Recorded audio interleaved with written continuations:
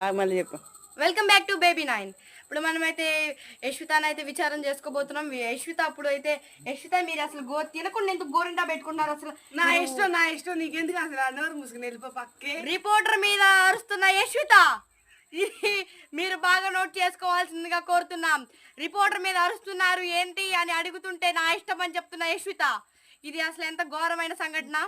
నేను చెప్తున్నాను, మీది చాలా ఘోరంగా జరుగుతుంది. ఒక రిపోర్టర్ వెళ్ళి కెమెరామ్యాన్ కూడా చేయి చేసుకున్న యశ్విత.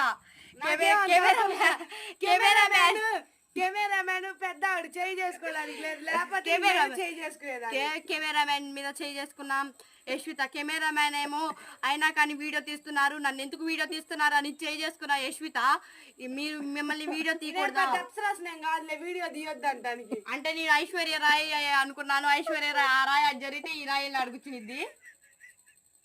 నువ్వు వెళ్ళి కూర్చో, నన్నే బదులు.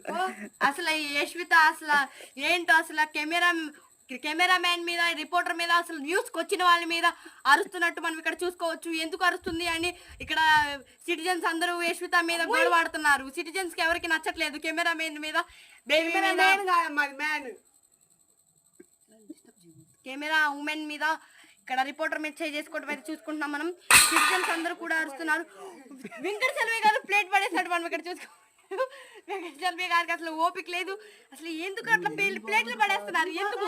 మళ్ళీ అది అక్కడ గొడవ ఆడుతున్నారు, గొంతేసుకుని పడుతున్నారంట. అసలు ఏంటి, అసలు గంట మీద పాలన ఏం జరుగుతుంది ఇక్కడ, ఈ ఊరికి ఏమైంది అని మనం తర్వాత మళ్ళీ రేపటి వీడియోలో చూసుకుందాం. రేపు చూసుకుంటున్నాం, ఇవాళ మళ్ళీ విచారం చేస్తున్నాం.